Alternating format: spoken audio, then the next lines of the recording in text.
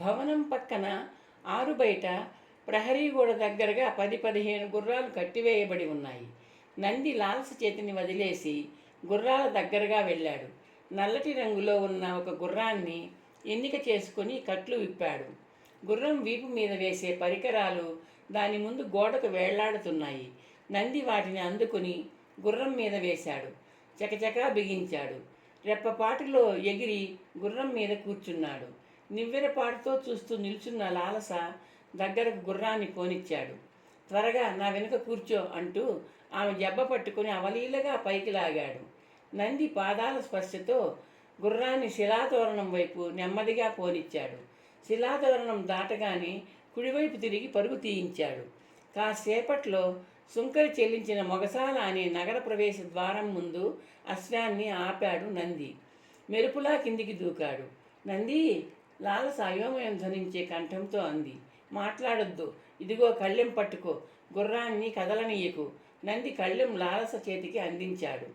అరుగు మీద నుంచి దిగి అడ్డుకొయ్య దగ్గరగా నిలుచుని తన వైపే చూస్తున్న భటుడి వైపు చకచకా నడిచాడు. అడ్డుకొయ్యకు ఇటువైపు ఆగి అతని ముఖంలోకి చూశాడు. నీకో రహస్యం చెప్పాలి సుధాముడు అంటూ ఆగాడు నంది. భటుడు అర్థం కానట్టు చూశాడు. నంది తలను అతని భుజం వైపు వంచాడు.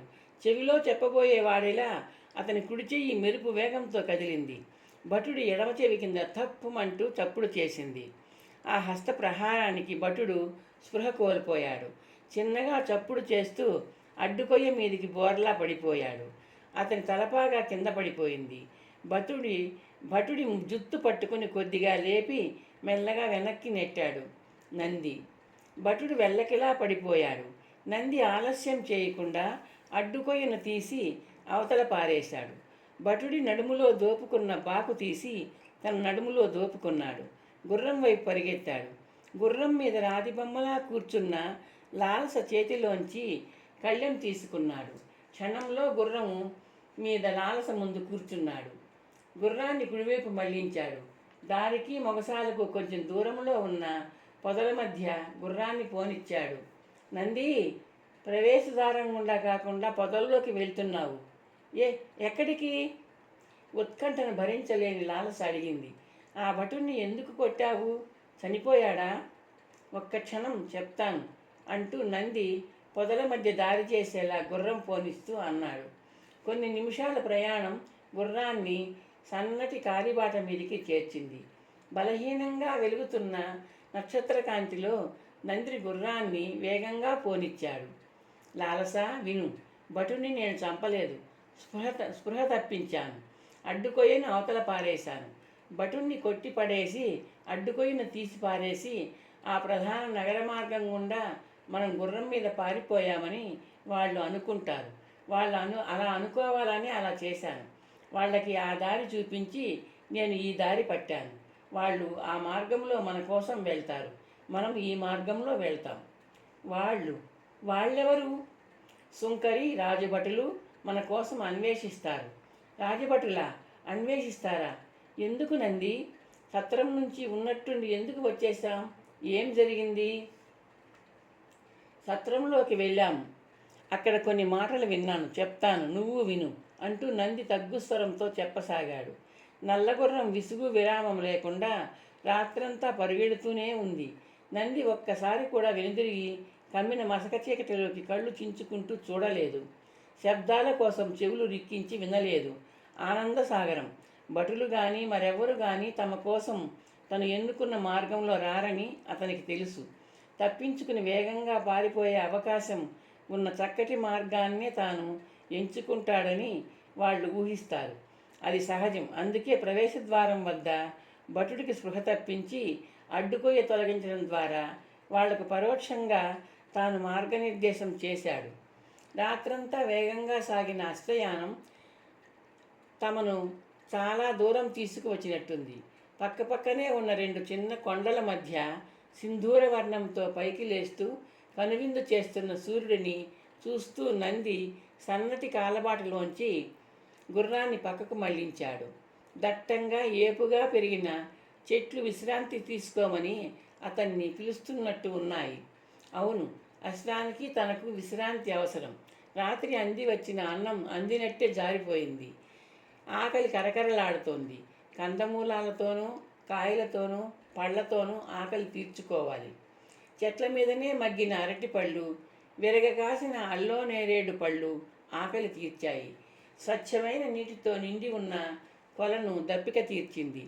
చల్లటి నీడను పరిచిన కానుగ చెట్టు కింద మెత్తటి పచ్చని పచ్చిక మీద చేతిని తలగడగా చేసుకొని ఒత్తిగిలి పడుకున్న లాలస నిద్రతో అలసటను ఆవిరి చేస్తోంది. నంది లాలస వైపు జాలిగా చూశాడు. ఒక వ్యక్తి స్వార్థం ఎదుటి వ్యక్తులను కష్టాల పాలు చేస్తుంది. కళింగరత్న స్వార్థం కామరూప రాకుమారిని కష్టాలకు గురి చేసింది. కందమూలాలతో కడుపు నింపుకోవడం, కటిక నేల మీద కన్ను మూసుకోవడం, రాళ్ల మీద ముళ్ళ మీద నడవడం ఎవరిదో స్వార్థం తన తండ్రిని చెల్లిని తనను కష్టాలు పాలు చేసింది. నంది సాలోచనగా తన ముఖం తడుముకున్నాడు. బాగా పెరిగిన గడ్డం గరుకుగా ఉంది. అంగుళం పొడవు పెరిగిన గడ్డాన్ని తడుముకుంటూ నంది కొలను వైపు నడిచాడు. కొలను దగ్గరగా ఉన్న చిన్న రాతి మీద కూర్చొని అద్దంలా మెరుస్తున్న నీటిలోకి చూశాడు. రత్నకటక నగరంలో ఉన్నప్పుడు ఎందుకో క్రమం తప్పకుండా ముఖక్షౌరం చేసుకోలేదు. గడ్డం మీసాలు దట్టంగా పెరిగి ఉన్నాయి. గిరజాల జుత్తు దాని అభివృద్ధిని అది సాధించింది. నంది నవ్వుకుంటూ వరలోంచి బాకు యువతలికి లాగాడు. బాకు ఎండలో తడుక్కున మెరిసింది. నంది ముంజేతి రోమాల మీద బాకు పదును పరీక్షించాడు. చురకుడి కత్తిలాగా చాలా పదునుగా ఉంది. నంది బాకుని జాగ్రత్తగా పచ్చిక మీద పెట్టి దోసెట్లో నీళ్లు తీసుకున్నాడు. ముఖం తడుక్కోబోతూ ఆగాడు. ఏదో ఆలోచన నీళ్లతో నిండిన అతని దోసిలిని మధ్యలోనే ఆపివేసింది. తాను పరరాజ్యంలో పలాయనం సాగిస్తున్నాడు. కళింగ యువరాజు తన అన్వేషణ ఎంత దూరంగా ఎన్ని ప్రాంతాలలో విస్తరిస్తాడో తెలీదు. తాను లాలసతో పాటు ఏ క్షణంలో ఏ రాజ్యంలో అడుగు పెడతాడో తెలీదు.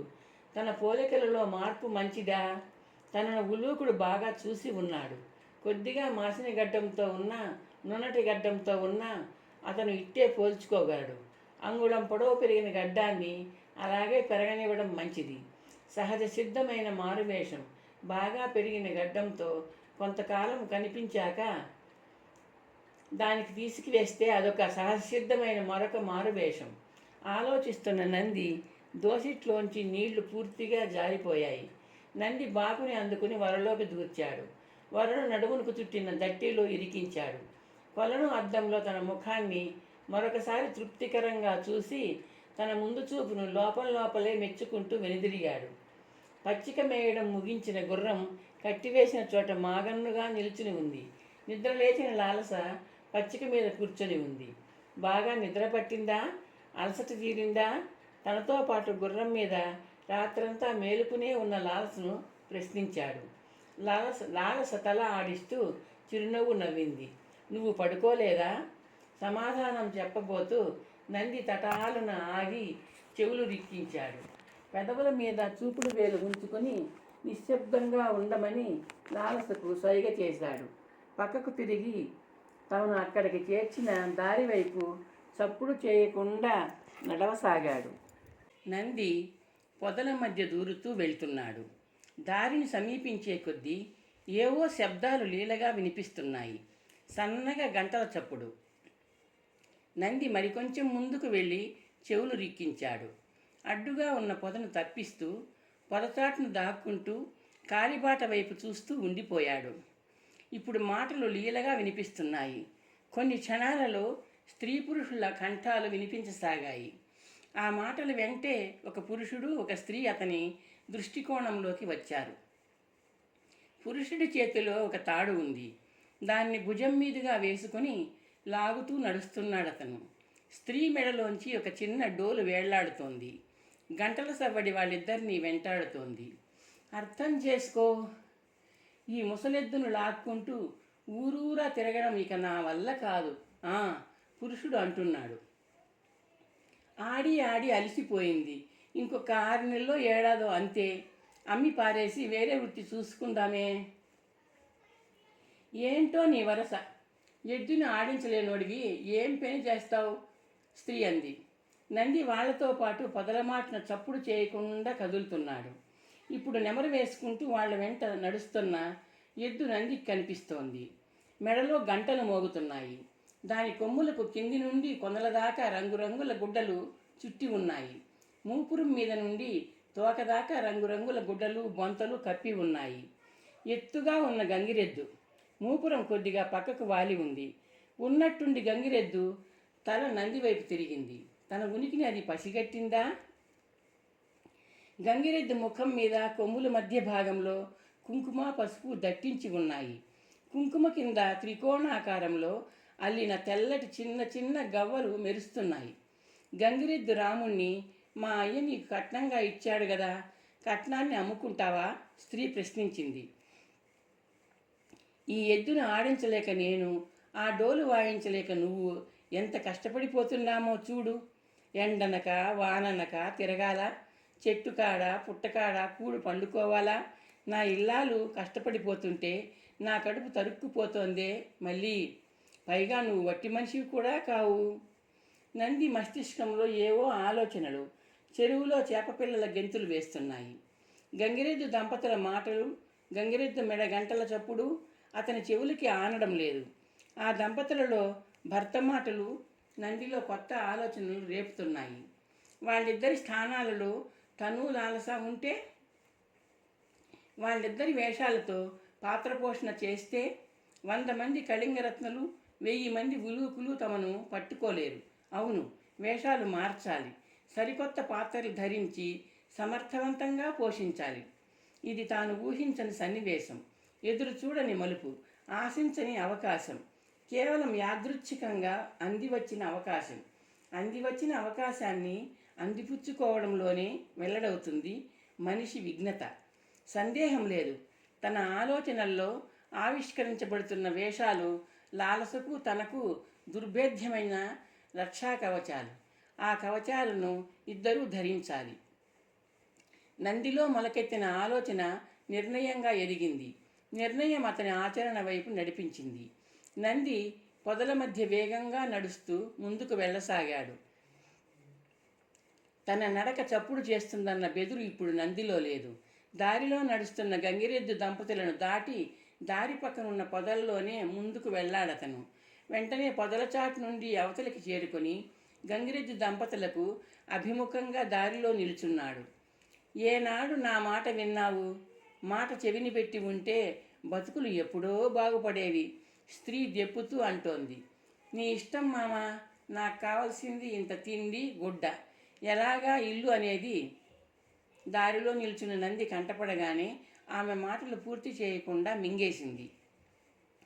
గంగిరెద్దు పురుషుడు నంది వైపు ప్రశ్నార్థకంగా చూస్తూ నడకలో వేగం తగ్గించాడు. అతని చూపులు నంది చేతులను చూస్తున్నాయి. సాయుధుడా నిరాయుధుడా నిర్ధారించుకోవడానికి. నంది అతన్నే చూస్తున్నాడు. తెల్లటి చుక్కలున్న ఎర్రటి తలపాగా, కనుబొమ్మల మధ్య గీతలాగా ఊపిస్తున్న సన్నటి ఎర్రటి నామం, కోరమీసాలు, తాంబూల చర్వణంలో ఎర్రగా మెరుస్తున్న పెదవులు. మనిషి పొడువుగా దృఢంగా ఉన్నాడు. 2 పొడుగాటి ఉత్తరీయాలు ఒకదాని మీద ఒకటి మెడ మీద నుంచి కిందికి కంఠానికి 2 వైపులా వేళ్లాడుతున్నాయి.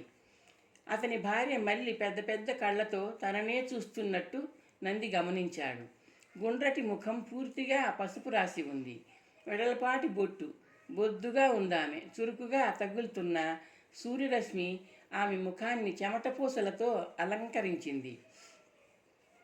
నంది ఇద్దరిని చిరునవ్వుతో చూశాడు. నమస్కారం గంగిరెద్దన్నా. గంగిరెద్దు వ్యక్తి అప్రయత్నంగా నమస్కారం చేశాడు. ఎదురుగా నిలుచున్న యువకుడు దారిదోపిడీగాడు కాదని అనిపిస్తోంది అతనికి. నా పేరు శరభయ్య అన్నాడతను, తనను ఎద్దన్నా అంటున్న నందిని తదేకంగా చూస్తూ. ఏ ఊరు మనది? నంది అడిగాడు. నీది ఏ ఊరు? శరభయ్య ఎదురు ప్రశ్న వేశాడు.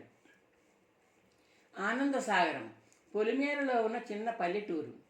పేరు శివనందుడు. నంది కొత్త పేరు చెప్పాడు. ఇక్కడేం చేస్తున్నావు? దగ్గరగా ఆగుతూ అడిగాడు శరభన్న. నాది నీ వృత్తే శరభన్న. నా గంగిరెద్దు బాగా ముసలిది, పోయిన వారం పోయింది. కడుపు నిండాలంటే మరొక ఎద్దు కొనాలిగా, అందుకని పల్లెటూళ్ళల్లో గాలిస్తూ బయలుదేరాను. అట్టాగేం? అవునన్నా, అలసటగా ఉంటే కాసేపు ఆ చెట్టు నీడలో నడుము వాల్చాను. ఇంతలో నీ మాటలు వినిపించాయి. వెతుకుతున్న ఎద్దు ఎదురుగా వస్తోందనుకుంటూ లేచి వచ్చాను. ఎద్దును అమ్ముతావా? గంగిరెద్దును పరిశీలనగా చూస్తూ అడిగాడు నంది. సరైన ధర వస్తే అమ్మేయడమే, శరభన్న తెలివిగా అన్నాడు. నంది మాట్లాడకుండా రొంటిన ఉన్న చిన్న సంచి తీశాడు. అందులో ఉన్న వరహాల్ని అరచేతుల్లో పోసుకున్నాడు. నాణేల గలగలను ఆసక్తిగా వింటూ శరభయ్య కళ్ళు పెకిలించుకొని చూస్తున్నాడు. నంది ఒక్కొక్క నాణాన్ని సంచిలోకి జార విడుస్తూ లెక్కిస్తున్నాడు. లెక్క పెట్టడం ముగించి శరభయ్య వైపు చూశాడు. నీ గంగిరెద్దు విలువ నాకు తెలియదు. నువ్వు చెప్పే వెల ఎంతో నాకు తెలియదు. అవసరం లేదు. నా వద్ద 10 వరహాలున్నాయి. 10 ఇచ్చేస్తా. 10 వరహాలా? శరభయ్య ఆశ్చర్యంగా అన్నాడు. అతని ముఖం, అతని కళ్ళు వ్యక్తం చేస్తున్న ఆశ్చర్యంలో అంత తక్కువ అన్న భావం లేదు, అంత ఎక్కువ అన్న భావం ఉంది. ఆ ఆశ్చర్యభావం నందికి అర్థమైంది. అతను గంగిరెద్దును దంపతులకు కలిగి చూశాడు. భార్య ముఖంలో అసంతృప్తి లీలగా కనిపిస్తోంది. గంగిరెద్దును విక్రయించడం ఆమెకి ఇష్టం లేదుగా. అవును, 10 వరహాలు ఇచ్చేస్తాను. అయితే ఒక నిబంధన. మీ గంగిరెద్దు రాముడు ఎలా ఉన్నాడో అలాగే ఇచ్చివేయాలి. దాని మీద ఉన్న గుడ్డలు, బొంతలు అన్నీ. అలాగే నువ్వు కట్టుకున్న వస్త్రాల్లాంటి వస్త్రాలు, తలపాగా అన్నీ కావాలి నాకు. ఎందుకు? భలేవాడివే శరభన్న. తిరుగు ప్రయాణంలో తగిలే ఊళ్ళల్లో ఎద్దును ఆడించుకుంటూ సంపాదించుకుంటూ సొమ్ము చేసుకోవాలిగా. శరభయ్య కళ్ళు చిట్లిస్తూ చూశాడు. ఎద్దు మీద ఉన్న ఆసామి కూడా ఇచ్చేయాలా?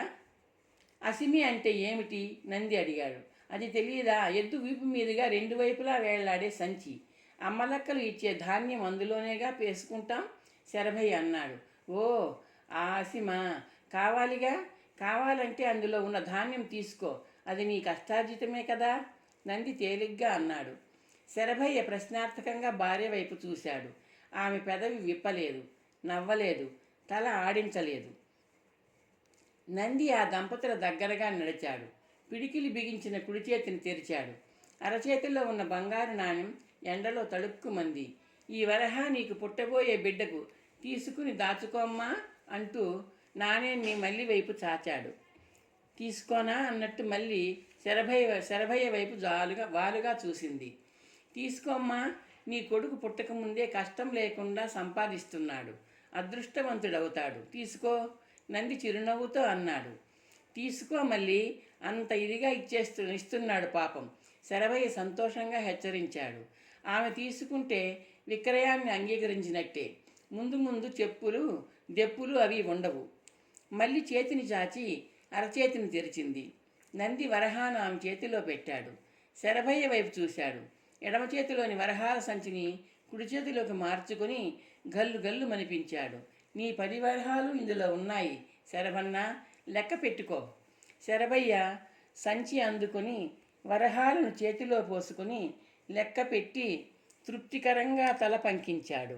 నా రాముడు నీవాడే, ఇందా పగ్గం పట్టుకో.